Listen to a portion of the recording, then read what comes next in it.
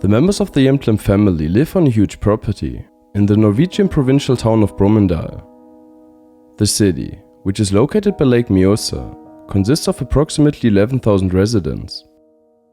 Janne and Svein Jemtland have two 10 and 13-year-old sons together. Prior to settling down in Brumunddal, the family has spent several years living in France due to the fact that Svein was a member of the French Foreign Legion, where he held the ranks of first corporal and then later officer. While part of the Legion, he was working in a vehicle repair shop due to his experience as a mechanic. In 2010, the family moved back to Norway, more precisely to Svein's hometown Brumunddal. There Svein becomes a member of a motorcycle club and works in childcare, while his wife Janne studies economics and management at the university in nearby Gjøvik. The two are very happy together. One night they attend a party to have some fun and enjoy a few drinks. But when Svein wakes up the next morning, his wife is gone without a trace. Police investigations are kicked into high gear right away, and it doesn't take long before some facts emerge that nobody could have ever expected.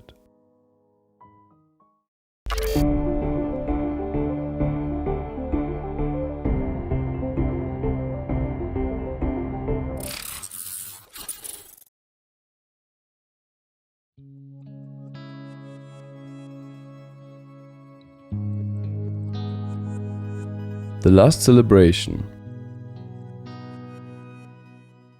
On December 28th, Janne and Svein Jemtland go to a party, which is held at the event center Veldrum in Brumunddal. One of their sons spent the night at Janne's brother's house, while their older son stays home alone.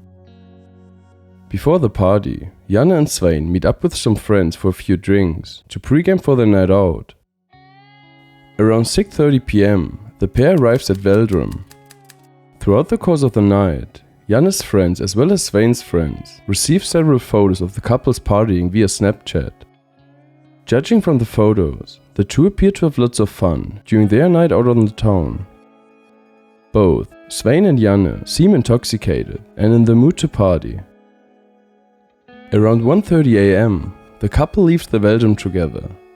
The distance from there to their home is about 8 kilometers, which means the pair decided to take a taxi. What happens after that is unknown, but around 2:15 a.m, Janne and Svein's son, the one who had stayed at the house by himself, hears a loud bang. "Mama?" he writes in a text message to his mother, but Janne Jemtland never sends a response to her son.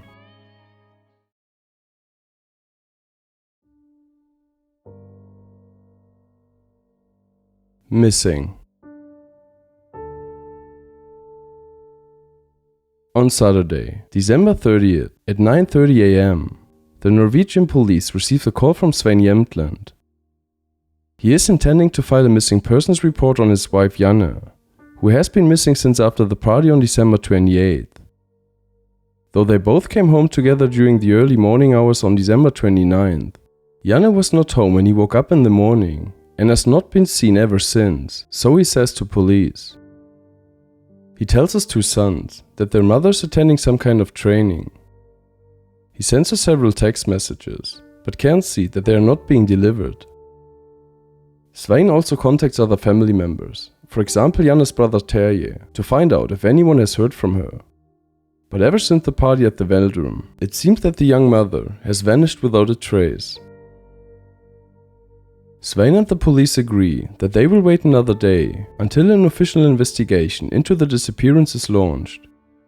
But when Janne Jemtland still doesn't resurface on December 31st, Svein personally appears at the police station in Brumunddal to make arrangements for an official search to be started. Janne's brother Terje travels to Brumunddal in order to support Svein during the search for Janne and help him with the care of their two sons. Starting on New Year's Day, it's all hands on deck.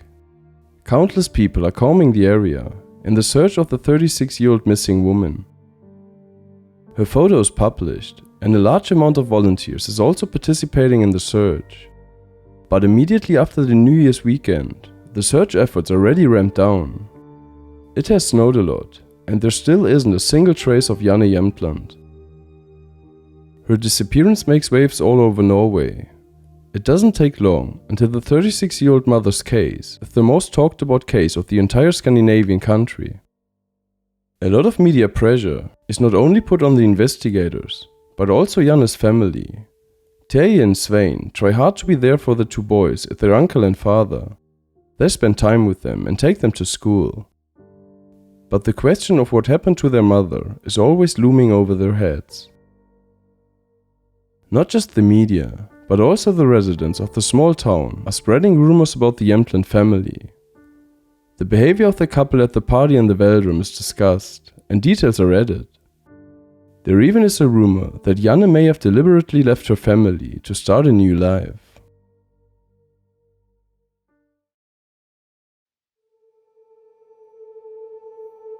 Further investigations. On January 4th, the police gets their first solid lead. In Fagerlund-Wegen, about 12 kilometers away from the family home, a hiker finds traces of blood. When the results from the testing come back, it is confirmed that the blood in fact belongs to the missing woman, Janne Jemtland. On January 6th, another person goes for a walk and finds more blood, located on the side of the road. The police are referring to a significant amount of blood.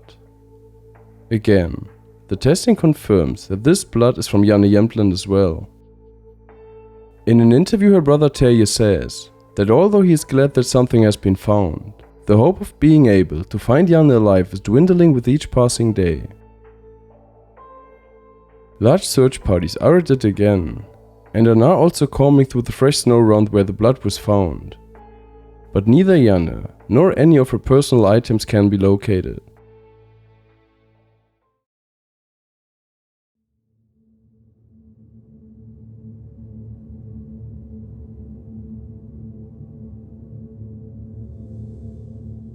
Late in the evening of January 12, police hold a press conference where officers announce that they have charged Svein Jemtland with suspect murder of his wife Janne Jemtland. Meanwhile, Janne is still missing. The arrest was made after the police found damning evidence during a search of the couple's property.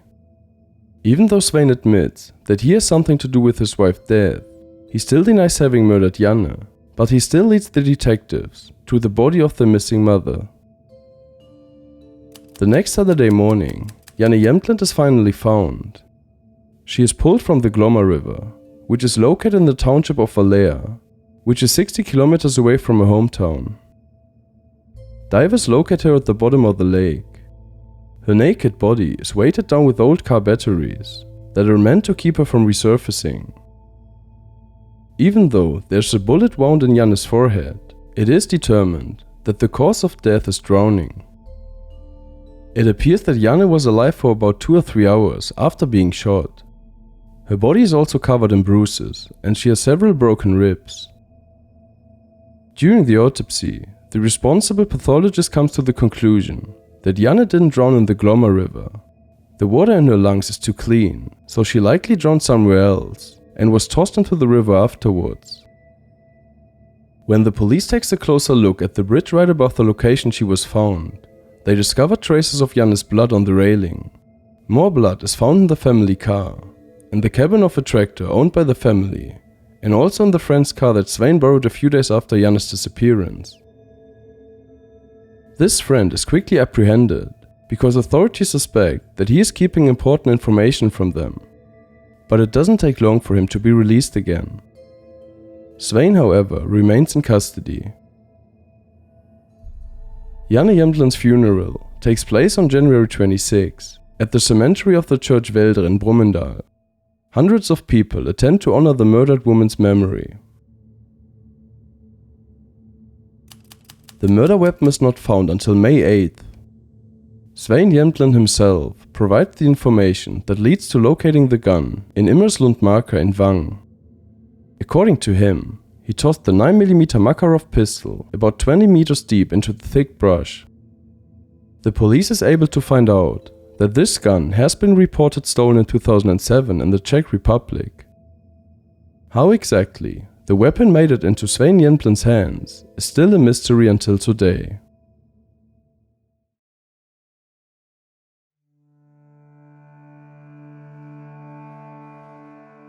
The trial. In 2018, charges are brought against Svein Jemtland at the district court in Hedmarken for the murder of Janne Jemtland. It is undisputed that on December 29th his wife was shot in the forehead at around 2:15 am in the morning and that she was then drowned. But now it is necessary to determine whether Svein Jemtland acted intentionally or shot her accidentally. Because Svein continues to deny in court that he was the one who murdered his wife. According to him, her death was an accident. Supposedly him and Janne were arguing upon returning from the party. Janne was upset about the fact that he was drunk while they were out, and also that a few days prior he had downloaded the popular dating app Tinder. However, Svein claimed that he had just downloaded the app out of curiosity, and that his intention were never to actually meet someone in person. Janne, however, was sure that Svein was cheating on her. He claims that the argument escalated to the point where she was threatening him with the gun that the couple kept in the nightstand in their bedroom. She supposedly made him leave the bedroom and pushed him down the stairs, until they both found themselves outside of their front door. Svein stated that he wanted to defuse the situation and take the gun away from his wife. A struggle ensued, during which Janne and Svein both fell to the ground. The gun went off and his wife got shot. The shot was the bang heard by the older son around 2:15 am. Svein explains that it took a few moments to grasp the situation and to understand what had just happened here. He excused his behavior by saying how drunk he was. Even on the way home already, he had been so intoxicated that he just passed out, so he says. His wife was no longer conscious after being shot. He said that he went back into the house to call an ambulance, but was in such a state of shock that he took a shower instead, undressed his wife's body and loaded her into the car. As we know from the autopsy report, Janne died 2 or 3 hours after being shot. This means that Svein might have been able to save her life by calling an ambulance and making sure she receives treatment right away, but he chose not to do so. He claimed that he removed the blood evidence around the Jemtland's home, and also that he destroyed his wife's cell phone. Janne's phone, whose final ping was recorded at the cell tower in Brumunddal Center on December 29th at 5 am, was never found. When his son asked where his mother was the next morning, Svein told him that she was away for training. Meanwhile, Janne Jemtland's dead body was actually in the car. He intentionally planted the blood evidence found by investigators on January 4th and 6th at the side of the road. It was supposedly a spontaneous act that he tossed his wife over the railing of the bridge. His initial plan, so he claims, was to bury Janne. But due to the cold temperatures of -15 degrees Celsius, the ground was too frozen to do so. Svein, however, states that he only threw his wife off the bridge the following day, once he ran out of options. However, during the autopsy it was discovered that she drowned 2 or 3 hours after being shot in the forehead. This is another indicator that Svein drowned his wife first, before throwing her over the bridge into the Glomma River. In July 2019, Svein Jemtland is sentenced to 17 years in jail. He decided not to file an appeal and to accept the sentence. Why Svein is not revealing additional details during the trial is a mystery. Why does he continue to make false statements regarding his wife's death?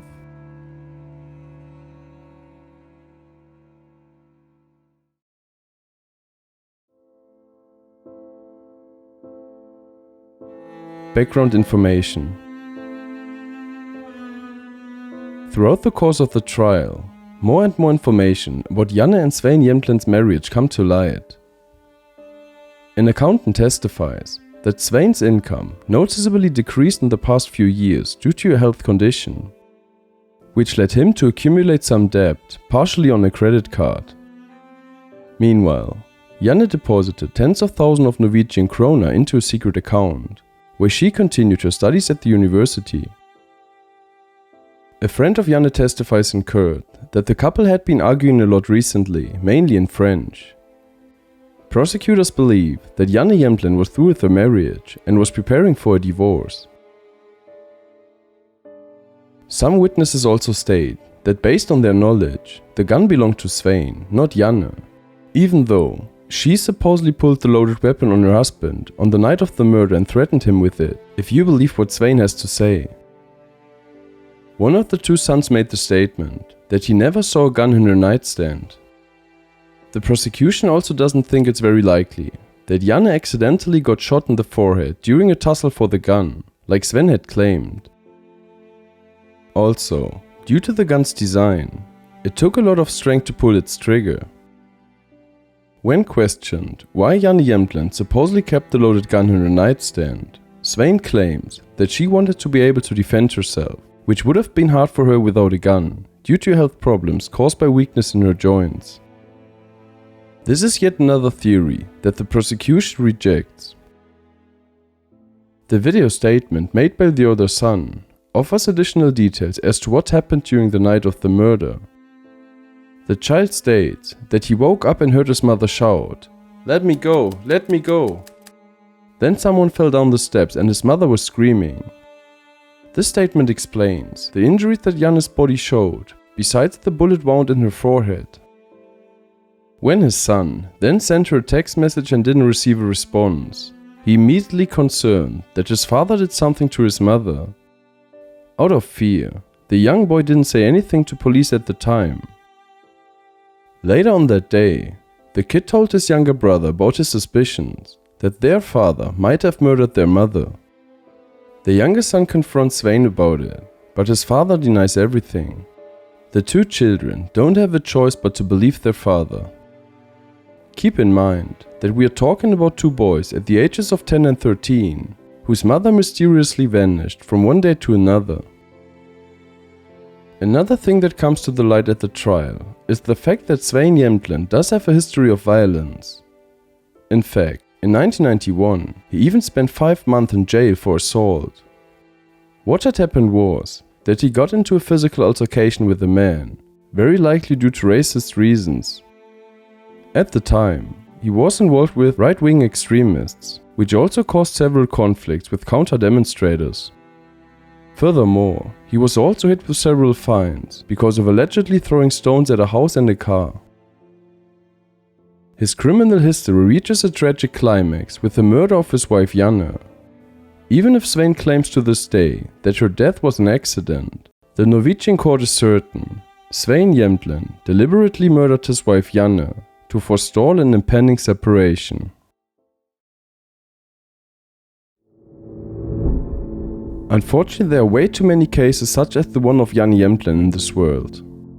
In Germany alone, there are statistics that show that every 3 days a femicide, which describes the hate killing of a woman, takes place.